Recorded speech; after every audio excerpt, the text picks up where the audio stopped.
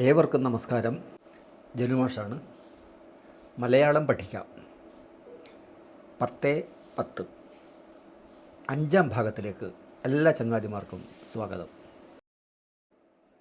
ഒരുത്തരെ കൊണ്ടുപകാരമില്ലൊരിക്കലും തോഴി നിനക്കൊലാകാൻ ഉരുട്ടിവയ്ക്കും പിതൃപിണ്ഡമുന്മാൻ ഒരിക്കല കാകന വേണമല്ലോ. ഈ വരികൾ ഉൾപ്പെടുന്ന കാവ്യപ്രസ്ഥാനം ഏത്?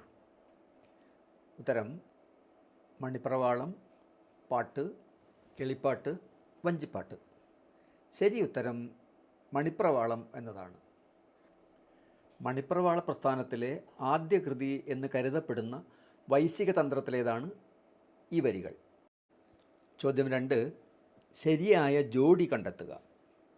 ലക്കിടി കലക്കത്ത് ഭവനം ബഷീർ, ബേപ്പൂർ വൈലാലിൽ MT വാസുദേവൻ നായർ, കൂടല്ലൂർ മാടത്ത് തെക്കേപ്പാട്ട് കുഞ്ചൻ നമ്പ്യാർ, തിരൂർ തുഞ്ചൻ പറമ്പ് രാമാനുജൻ. ശരിയായ ഉത്തരം തിരൂർ തുഞ്ചൻ പറമ്പ് രാമാനുജൻ എന്നതാണ്. ബാക്കിയുള്ളതും ഒന്ന് ശരിയാക്കി നോക്കൂ.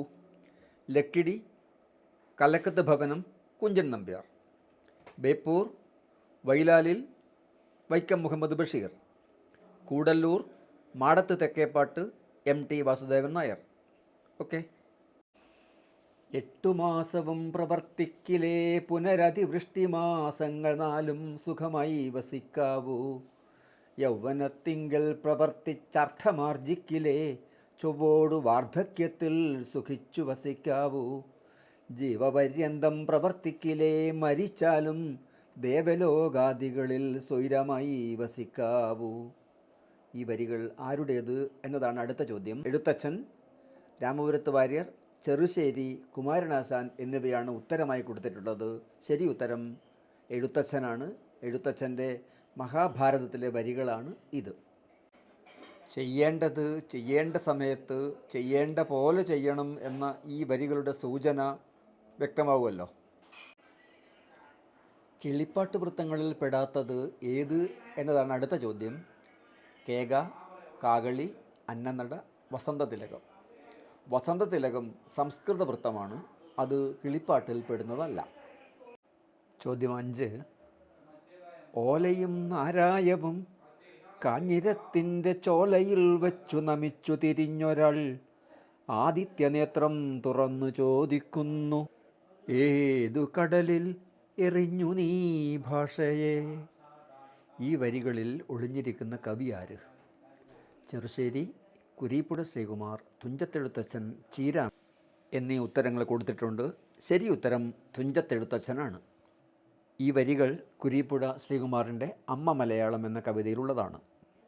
കൂടിയല്ല പിറക്കുന്ന നേരത്തും കൂടിയല്ല മരിക്കുന്ന നേരത്തും മധ്യേ ഇങ്ങനെ കാണുന്ന നേരത്തു മത്സരിക്കുന്നതെന്തിനു നാം വൃഥ എന്ന വരികൾ ഏത് കൃതിയിലുള്ളതാണ്? ശ്രീകൃഷ്ണ കർണാമൃതം, ജ്ഞാനപ്പാന, അധ്യാത്മരാമായണം, കൃഷ്ണഗാഥ എന്നിവയാണ് ഉത്തരമായി നൽകിയിട്ടുള്ളത്. ശരി ഉത്തരം ജ്ഞാനപ്പാനയാണ്. പാന എഴുതിയത് പൂന്താനം നമ്പൂതിരിയാണ്. ദാരിദ്ര്യം പ്രമേയമായ ആദ്യ മലയാള കൃതി ഏത് എന്നതാണ് അടുത്ത ചോദ്യം. വാസനാവികൃതി, വിശപ്പ്, കുചേലവൃത്തം വഞ്ചിപ്പാട്ട്, ജന്മദിനം എന്നിവയാണ് ഉത്തരങ്ങളായി കൊടുത്തിട്ടുള്ളത്. ശരി ഉത്തരം കുചേലവൃത്തം വഞ്ചിപ്പാട്ട് ആണ്. അടുത്ത ചോദ്യം. നദോന്നത വൃത്തത്തിൽ എഴുതപ്പെട്ട കൃതികൾ ഏതു പേരിൽ അറിയപ്പെടുന്നു? ഉത്തരം സന്ദേശകാവ്യം, വഞ്ചിപ്പാട്ട്, കിളിപ്പാട്ട്, ആട്ടക്കഥ. ശരി ഉത്തരം വഞ്ചിപ്പാട്ട് എന്നതാണ്.